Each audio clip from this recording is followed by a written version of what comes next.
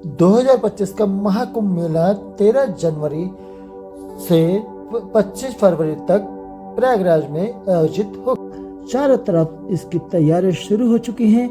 Railway platform से लेकर शहर की सड़कों तक रंग बिरंगे पोस्टर और होर्डिंग्स इसकी भव्यता का एहसास करा रहे हैं। इस बार का मेला विशेष है क्योंकि यह महाकुंभ है और जो हर 144 साल में होता है।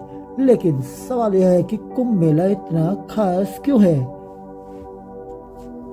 आइए इस मेले की कहानी, इसके इतिहास और इसके महत्व को बताते हैं आपको। हमारे प्राचीन पुराणों और ग्रंथों के हिसाब से इसका क्या महत्व है और ये क्यों मनाया जाता है, इसमें कौन कौन से अखाड़े सम्मिलित होते हैं, क्या क्या इसका विधान है, इसकी क्या मान्यता है, ये स्नान इतना जरूरी क्यों है, और जितने भी हमारे अघोर साधु संत सन्यासी जो कि कभी नजर नहीं आते हैं, हिमालय में बड़े बड़े स्थानों में गुफाओं में छुप कर जो तप करते हैं, एकदम से कुंभ के समय में एकदम से क्यों आ जाते हैं, क्या खास है ऐसा जो कि इनको इतना अच्छा लगता है इस कुंभ में आना। इन सारी बातों पर हम चर्चा करने वाले हैं। वीडियो को अंत तक जरूर देखना, बहुत ही महत्वपूर्ण वीडियो आपके लिए होने वाली है। वीडियो अच्छी लगे तो लाइक जरूर कर देना, चैनल पर अगर नहीं हो तो चैनल को सब्सक्राइब भी कर लेना, बेल आइकन को ऑल पे प्रेस कर लेना, जिससे कि मेरी आने वाली वीडियो ऐसे ही आपकी ज्ञानवर्धक वीडियो आपके सामने आती रहे और आप ज्यादा से ज्यादा आध्यात्मिक अपनी प्रगति करते रहें।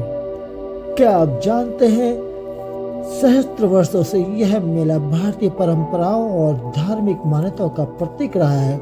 आपने इसके बारे में जरूर सुना होगा, किसी फिल्म, कहानी, अपने मशहूर कहावत में दो भाई कुंभ के मेले में बिछड़ गए। इन सवालों का कुंभ मेला न केवल भारत बल्कि पूरी दुनिया में धार्मिक आयोजनों का सबसे बड़ा उदाहरण है। इसे दुनिया की सबसे बड़ी धार्मिक सभा कहा जाता है। 2019 में प्रयागराज में आयोजित महाअर्ध कुंभ में करीब 20 करोड़ लोग शामिल हुए थे। यह संख्या उत्तर प्रदेश की कुल आबादी के बराबर है।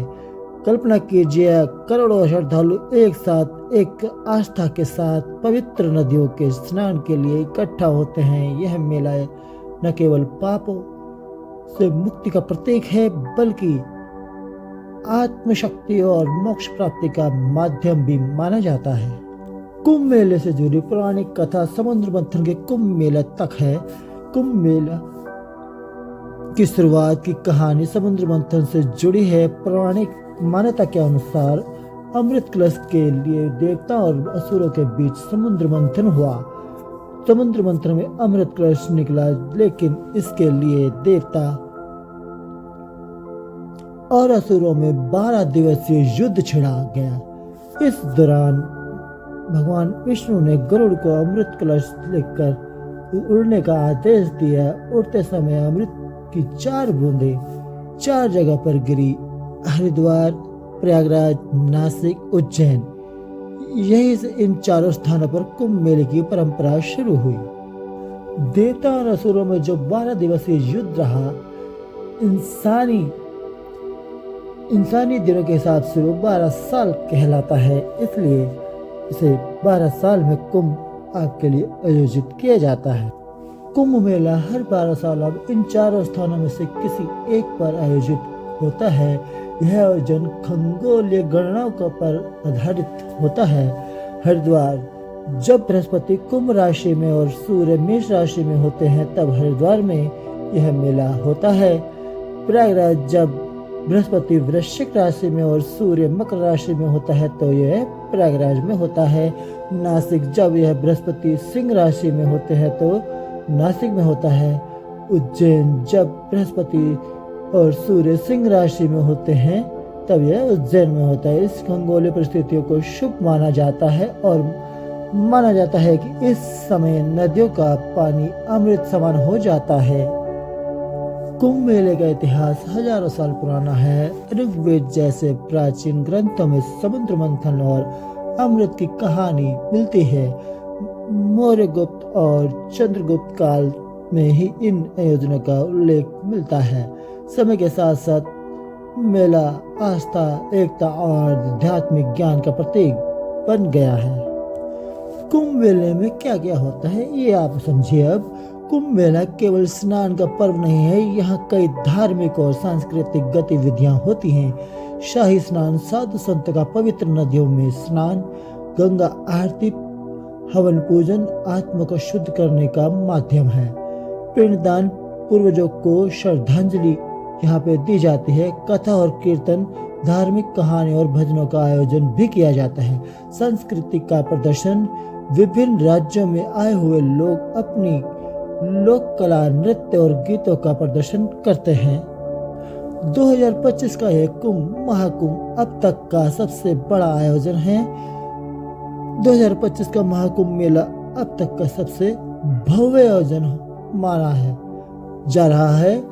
इस बार करीब 40 करोड़ लोग मेले में भाग लेने की उम्मीद है। आयोजन क्षेत्र को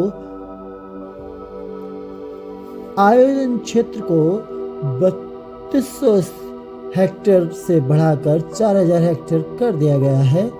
5 लाख टेंट और 5 लाख टॉयलेट लगाए जाएंगे। सीसीटीवी कैमरे और स्क्रीन की संख्या बढ़ा दी गई है। महाकुंभ मेला जिले के नाम से एक स्थायी जिला बनाया जाएगा, जो मेले के बाद हटा दिया जाएगा। कुंभ मेला केवल एक आयोजन नहीं है, बल्कि यह मानवता, आस्था और एकता का अद्भुत उदाहरण है। यह दिखाता है कि कैसे करोड़ों लोग अपने धर्म और संस्कृति के प्रति समर्पण दिखाते हैं। तो दोस्तों, क्या आप इस बार महाकुंभ मेले का हिस्सा बनने वाले हैं? नीचे कमेंट में हमें जरूर बताएं। और मित्रों, कुंभ मेले में अखाड़ों का बहुत बड़ा महत्व होता है। अखाड़े साधु संतों के प्रमुख संगठन होते हैं, जो भारतीय संत परंपरा और सनातन धर्म के वाहक हैं। कुंभ मेले में शाही स्नान के दौरान इन अखाड़ों के साधु विशेष अनुक्रम में स्नान करते हैं। वर्तमान में भारत में 13 प्रमुख अखाड़े मान्यता प्राप्त हैं। इन्हें प्रमुख रूप से 3 वर्गों में विभाजित किया गया है। पहला शैव अखाड़ा शिव उपासक है। यह अखाड़ा भगवान शिव के भक्त साधुओं के संगठन है। जूना पंथ अखाड़ा, अवधूत अखाड़ा, अतल अखाड़ा, अग्नि अखाड़ा, महानिर्वाणी अखाड़ा, निर्मल अखाड़ा, ये आपका पहले उसमें आते हैं। दूसरा है वैष्णव अखाड़े। यह भगवान विष्णु के उपासक हैं। यह अखाड़े भगवान विष्णु और उसके अवतारों की उपासना करने वाले साधुओं के संगठन हैं। निर्वाणी अखाड़ा, निर्जनी अखाड़ा, दिगंबर अखाड़ा, अखिल भारतीय वैष्णव अखाड़ा परिषद। तीसरी होती है कैटेगरी इसमें उदासीन और निर्मल अखाड़े। यह अखाड़े सिख धर्म और सनातन परंपरा के साधु का प्रतिनिधित्व करते हैं।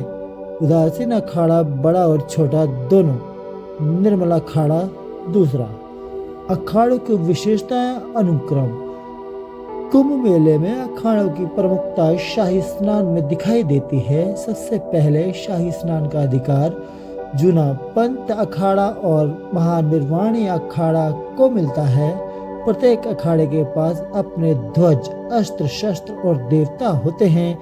अखाड़ों में साधु 4 प्रकार के होते हैं। महंत अखाड़े के प्रमुख, महामंडलेश्वर अखाड़े के वरिष्ठ साधु, नागा साधु, निर्वस्त्र साधु, सन्यासी, साधारण रूप से रहने वाले साधु, यह में प्रमुख होते हैं। अब बात करते हैं कुंभ मेले में अखाड़ों की भूमिका क्या होती है। शाही स्नान का नेतृत्व अखाड़ों में नागा साधु और अन्य संत सबसे पहले पवित्र स्नान करते हैं। स्नान का अधिकार सबसे पहला इन्हीं का होता है, नागा साधु का। धार्मिक प्रवचन और शिक्षा। कुंभ में अखाड़े धर्म और वेदांत की शिक्षा का प्रचार प्रसार करते हैं। यह इनका प्रमुख कार्य होता है। तीसरा, आध्यात्मिक एकता का प्रतीक। अखाड़े भारतीय संस्कृति के अलग अलग आयामों को जोड़ने का कार्य करते हैं। यह अखाड़े सनातन परंपरा और भारतीय धर्म का अभिन्न हिस्सा है और कुंभ मेले में इनकी उपस्थिति इस पर्व की भव्यता और धार्मिक महत्व को और बढ़ा देती है। मित्रों, आपको ये जानकारी कैसी लगी कमेंट में जरूर बताना। वीडियो अच्छी लगी हो तो लाइक कर देना, चैनल पर पहली बार आए हो तो चैनल को सब्सक्राइब कर लेना, बेल आइकन को ऑल पे प्रेस कर लेना। ऐसे ही अद्भुत जानकारी आपके लिए हम लेते आते रहेंगे। मिलते हैं अगली नई वीडियो में, तब तक के लिए जय श्री।